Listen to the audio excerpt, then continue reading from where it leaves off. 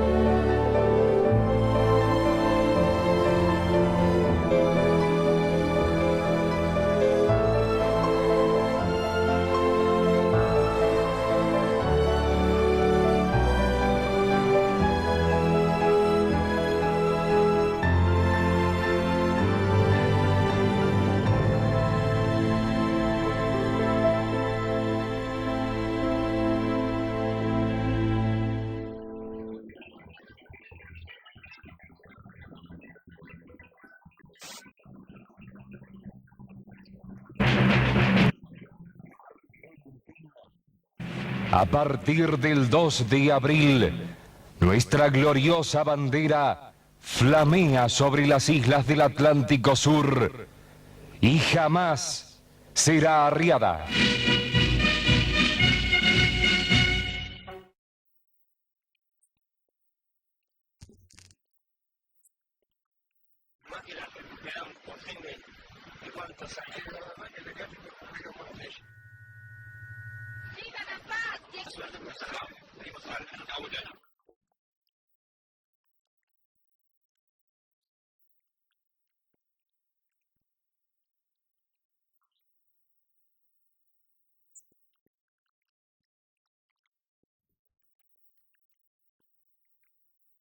Yo les puedo asegurar que no pasan frío porque tienen muchísimo frío y van a volver con algunos kilos de más porque comen mejor que en casa.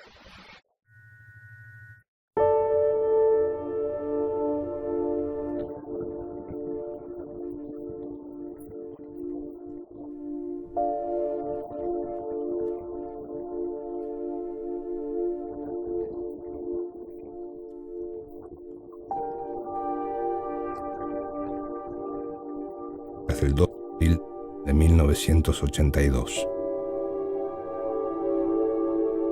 Para las madres fue muy duro todo el tema Malvinas, muy, pero muy duro desde otro lado, porque todas las que eran maestras y qué sé yo, querían ir a tejer al obelisco ropa para los soldados. Nosotros decíamos, no, nosotros tenemos que apoyar la guerra ni con ropa, tenemos que repudiar la guerra. Y bueno, y se va a hacer un comunicado que no, que sí. Tenía a mi marido enfermo, hice una reunión en el baño del sanatorio con las madres, hicimos ese pequeño comunicado donde decíamos las Malvinas son argentinos desaparecidos también y sacamos un repudio a la guerra porque no podíamos aprobar la guerra de ninguna manera. Bueno, nosotras decíamos que es una locura intentar una dictadura sangrienta como esta, intentar una guerra por recuperación de unas islas, nos parecía de una rareza, una estupidez, una cosa propagandística, una cosa de una línea, una cosa de locos. Y lo decíamos. Las Malvinas, ¿qué Malvinas? Las Malvinas son argentinas, los desaparecidos también. La verdad que el significado que tiene esa frase era como pedirle al pueblo que ignoró a los desaparecidos que se diera cuenta que también había desaparecido. Que no solo teníamos que pelear por las Malvinas, sino que acordarse de los desaparecidos. Las Malvinas son argentinas, los desaparecidos también. Sin embargo, ellos nunca habían reivindicado, todavía la gente no venía a las marchas, todavía nos tenía miedo a las madres, todavía no te firmaban una solicitada.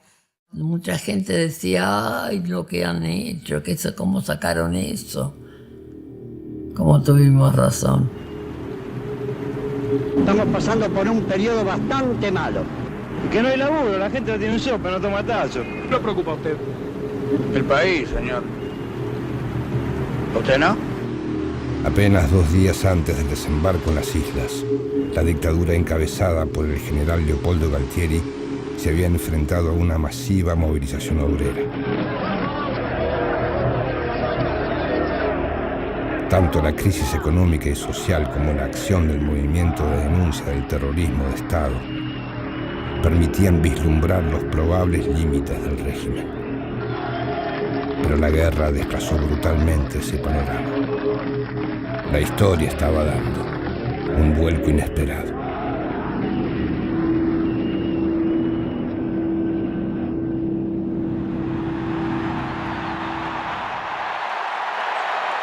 Transcurridas algunas pocas horas desde el desembarco, comenzaron a observarse las primeras reacciones favorables al gobierno. Que sepa el mundo, América, que un pueblo con voluntad decidida como el pueblo argentino, si quieren venir, que vengan, les presentaremos batalla. La mayoría de los dirigentes políticos y sociales e incluso personalidades de la cultura, de la ciencia y del deporte se pronunciaban a favor de la guerra. Solo unas pocas voces que los medios desconocían salieron a criticar entonces el paso dado por los militares. Dio mucho dolor ver cómo un día anterior a la convocatoria de Galtieri por la guerra de las Malvinas había salido justamente los trabajadores a reclamar por sus necesidades, y al otro día sale Galtieri al balcón a avisar de que iba a declararle la guerra a Malvinas, y todo el mundo fue a besoñar al asesino. Eso a nosotros nos dolió muchísimo y estuvimos siempre lógicamente en contra de la guerra. Sacaron unos afiches que era la República y una madre apuñalándolo por la espalda a la República. Eso significaba la lucha que estábamos haciendo las madres en contra de las Malvinas. Tuvimos mucha represalia de la gente que iba y nos golpeaba y nos decíamos que éramos anti-argentinas. En fin, tuvimos un grupo más que estaba en contra de las ideas de las madres, ¿no? Today, though, a small group used the occasion to mount a demonstration of their own to express support of Argentine's invasion of the Falklands. But there is little appetite for the violence that might ensue from those who have already suffered. I don't want war. All the mothers don't want war. Para ellos éramos traidoras. Y el único traidor era Galtieri, que los había llevado a la guerra, pero bueno, no se entendía. Si a las madres no se habían entendido antes, imagínate con lo de la guerra. Cuando toda la población jugaba a la guerra. Yo te digo, a mí me daba vergüenza en el sanatorio que los médicos jugaran en un pizarrón a ver quién tiraba los buques ingleses. Era de locos. Yo decía, están matando a los nuestros, ¿cómo ustedes pueden jugar a esto? Claro, se hacía propaganda para que las mujeres tejieran bufandas y juntaran chocolate y regalaran alhajas, no sé, hasta por televisión se hicieron cadenas para hacer entrega de alhajas para ayudar a los de Malvinas. Nosotros estábamos contra todo eso. Nos parecía una propaganda maldita de la dictadura para conseguir el apoyo popular. Allí está la gente que está atendiendo desde las 8:30 de la mañana. Y ahora más que nunca, ahora que otra vez nos estamos defendiendo, su colaboración para el Fondo Patriótico es imprescindible. ¿Y cómo no vamos a estar con el alma con todos ellos, verdad? 19 horas. La cifra llega a 12.007 millones. Tanto ayudaron que poco tiempo después que terminó la guerra se dieron cuenta de que todo había sido inútil porque se habían guardado las donaciones, maltrataron a los soldados. Y vos veías que mataban a los pibes que no tenían para comer, que aparecían los chocolates con las cartitas, ¿viste? Toda esa infamia, ¿no? Que además, una infamia que nadie pagó, que nadie siguió criticando, que se olvidó. Ahora se habla de las Malvinas, la recuperación, a ver si nos podemos juntar con los ingleses para que nos la devuelvan. Pero todo lo que pasaron los pibes, todo lo que hizo la población y todo lo que nos robaron, nadie se acuerda. Desde el Salón Blanco de Casa de Gobierno habla el Teniente General don Leopoldo Fortunato Galtieri. Compatriotas, las armas de la nación han contestado hoy un nuevo acto de guerra de Gran Bretaña en el Atlántico Sur.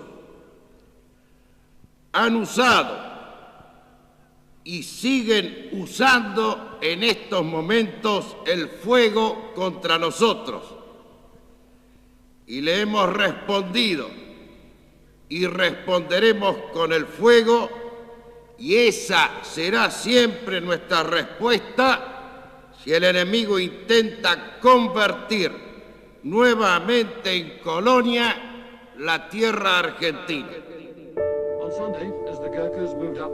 En medio de esa situación se produjo uno de los hechos que más impactó a las madres durante la guerra. El 25 de abril, los británicos sitiaron el emplazamiento argentino en las Islas Georgias del Sur.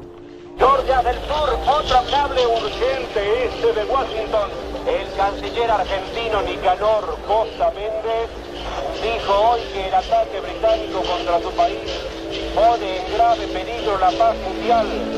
¡Queremos noticia! ¡Queremos noticia! ¡Queremos noticia! Casi inmediatamente y sin disparar un solo tiro, el oficial argentino a cargo de la posición se rindió. La noticia impactó en la mayoría de la opinión pública, que esperaba una primera confirmación del potencial de lucha de las Fuerzas Armadas. Pero a las madres les sorprendió mucho más. Al frente de ese comando estaba nada menos que Alfredo Astiz, el mismo que con el nombre de Gustavo Niño se había infiltrado en el movimiento para secuestrar y hacer desaparecer a más de una decena de sus integrantes. Una guerra injusta, atroz, porque ya habían pensado poco tiempo antes hacer una guerra con Chile también. Ellos querían laureles a toda costa y los inventaban. Por eso te digo que no tienen capacidad intelectual, los militares no son inteligentes. Yo lo que sabía que íbamos a perder. Lo que sabíamos muchas de nosotros que íbamos a perder, porque el poderío de ellos, nosotros encima que teníamos armas recontraviejas, pibes que no estaban preparados para la guerra, pibes que lo traían del calor a un frío de morirse, milicos que de guerra sabían nada. ¿Cómo podés creer que íbamos a ganar? Nosotros, el grupo que no queríamos la guerra, estamos seguros que no la íbamos a ganar. Y que basta de poner gente a morir, ¿para qué? No, eso estábamos convencidas, de que no la ganábamos. Y luego que cuando ellos decían que íbamos ganando, peor, más bronca nos daba, porque más decían eso, más la gente aplaudía, más sentían argentino, la bandera, la escarapela, todo, y estaban matando a los pibes como moscas. Solo porque eran patriotas, porque fueron entusiasmados, pero los tuvieron hambrientos, hasta los castigaron terriblemente. Esto tiene que conocerse en profundidad, porque pasó. Estas Malvinas son nuestras, y estos chicos que fueron con la ilusión de que podríamos de alguna forma recuperarlas.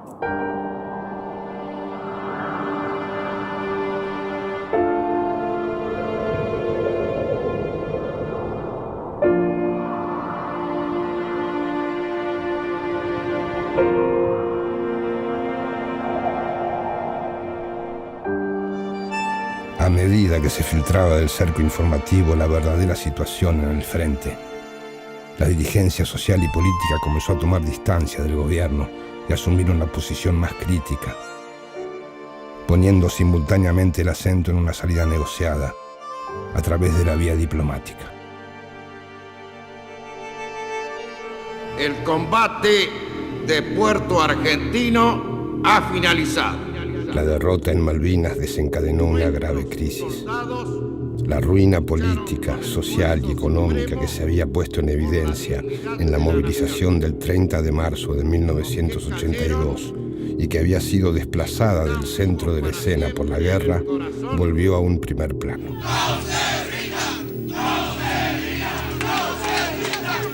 Lo que ha quedado concluido no es el gobierno de Galtieri, sino un sistema de gobierno establecido en 1976 por las Fuerzas Armadas, sostuvo por entonces el diario La Nación. Eran los propios sectores de poder los que advertían que la dictadura estaba agotada y que había que encontrar otra estructura de gobierno.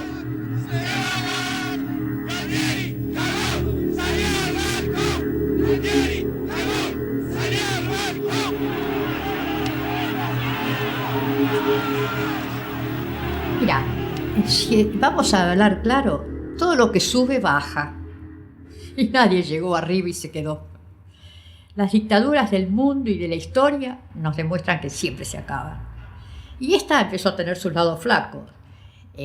Las canalladas que habían hecho, el genocidio que habían cometido, se corrió por el mundo y fue ahuecando situaciones. La guerra de Malvinas, la situación económica, todo fue influyendo. La guerra de Malvinas fue un corolario importante.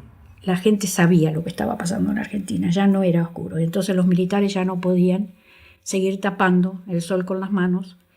Entonces, antes de que los decidieron hacer una junta y salir. Eran momentos para mí muy difíciles porque se estaba muriendo mi marido. Me costaba mucho leer política, me costaba mucho discutir, me costaba mucho ir a las reuniones. Yo lo que sentía es que, o lo que había hablado con alguna gente que venía a mi casa, es que había mucho oportunismo. Y que muchos querían llegar a ese poder, pero por oportunismo, no porque querían cambiar nada. Y también me daba mucha preocupación, y yo hablaba con uno de nuestros padres, con Carlos Ramírez Abella, y yo le decía, es tremendo, Carlos, porque te das cuenta que otra vez van a reivindicar a los mismos milicos o a los mismos que hicieron el plan económico. No es que iban a entrar otros. Y eso también te daba miedo, porque iban a entrar con una cara para hacer lo mismo que seguían nosotros. El 22 de junio se comunicó oficialmente que el ejército se hacía cargo unilateralmente del poder ejecutivo y se nombraba a Viñone como presidente del país. Así los marinos y aviadores se desligaban del gobierno y la junta se desintegraba.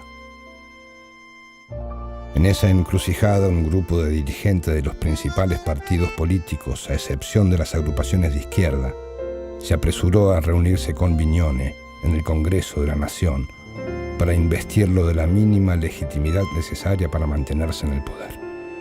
Con ese significativo aval de los políticos, Viñone asumió la presidencia.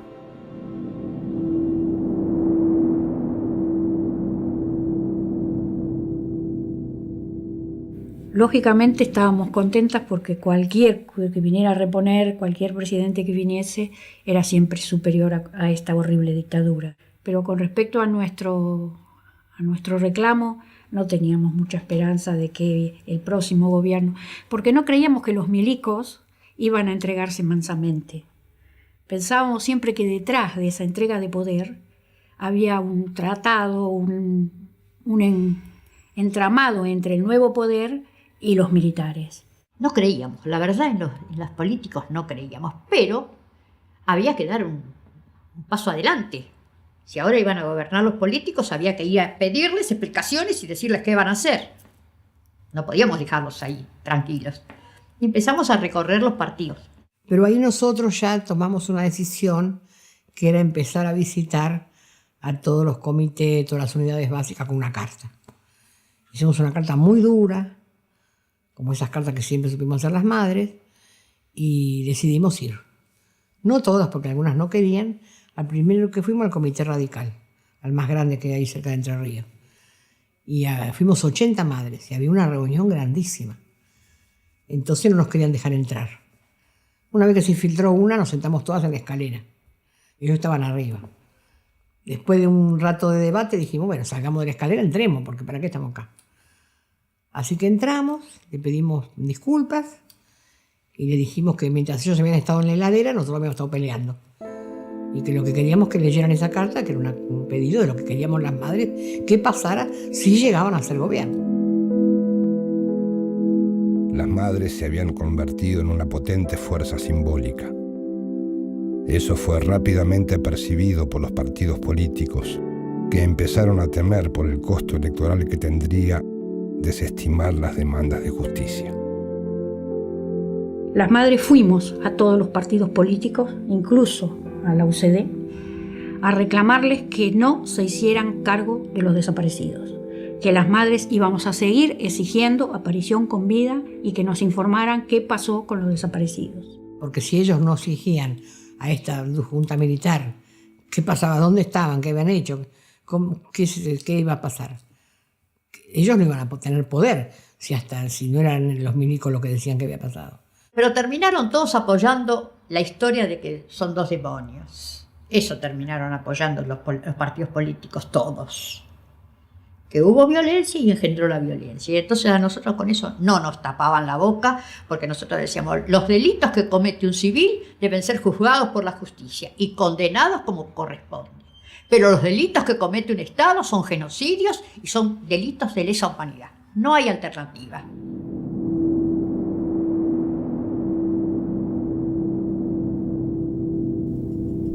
El excelentísimo señor presidente de la Nación.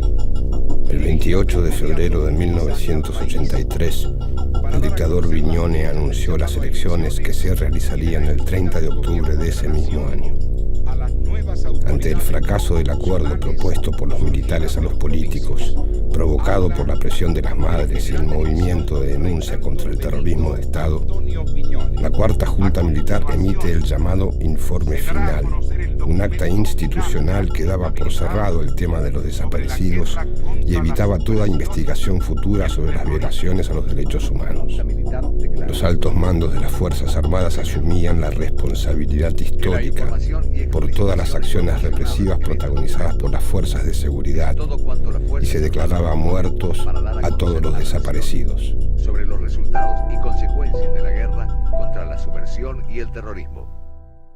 Poco antes de las elecciones, Viñone firmó la ley de autoamnistía, que disponía una amnistía total a favor de los que hubieran participado tanto en acciones subversivas como en acciones antisubversivas entre el 25 de mayo de 1973 y el 17 de junio de 1982. Sin embargo, excluía de ese beneficio a los llamados subversivos que no residían en el país en el momento de la sanción de la ley. Nosotros lo que esperábamos era la justicia, saber qué pasó, cómo era, quién los mató, quiénes son los responsables. Que no, todos, nadie había hecho nada. Y salimos a eso, salimos a decirle que no íbamos a aceptar la impunidad, que no íbamos a aceptar ninguna de esas leyes de amnistía, que no íbamos a aceptar el perdón. Las protestas que tuvieron lugar a lo largo y a lo ancho del país y que en la capital federal llegaron a reunir entre 35 y 50.000 personas, solo reflejaban una mínima porción de la opinión pública que mayoritariamente se pronunciaba en contra de la impunidad. Más especulativos los dirigentes políticos tuvieron reacciones diversas frente a la ley. Una diferenciación muy importante se estableció entre los dos principales contendientes electorales. Ítalo Luder manifestó su oposición a la norma, pero teorizó que ya no era posible volver atrás, invocando el artículo 2 del Código Penal. Raúl Alfonsín, en cambio, se pronunció por la invalidez. Porque cada madre tenía, viste, una raíz.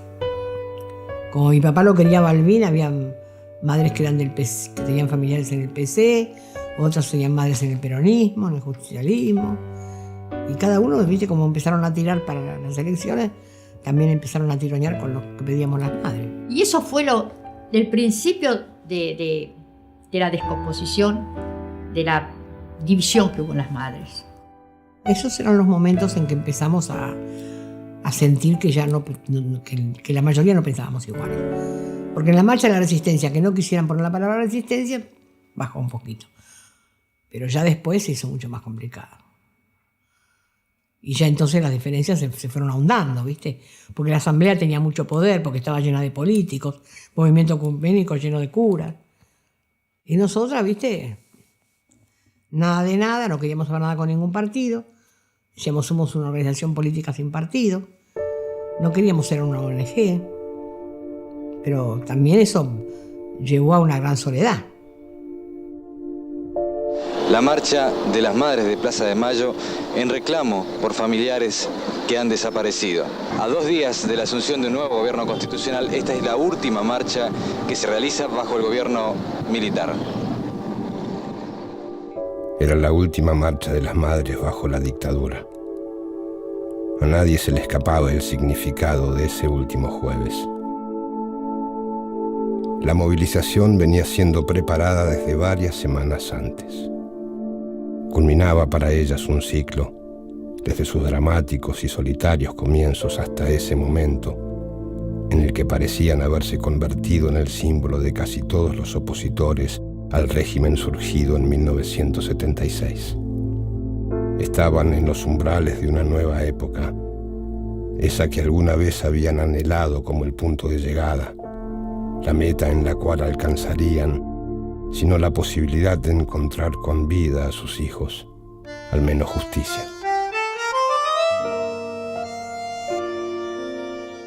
La conformidad por lo que habían logrado construir en medio del terror y el dolor se les mezclaba ese día con la satisfacción por la presencia de los miles de jóvenes que entonces las rodeaban como nuevos hijos, nacidos en esa lucha que no había tenido más razón que la vida.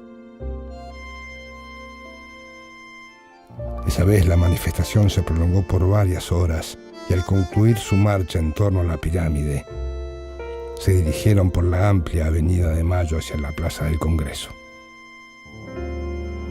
Allí Eve pronunció un discurso que marcaría un punto de inflexión en la historia del movimiento.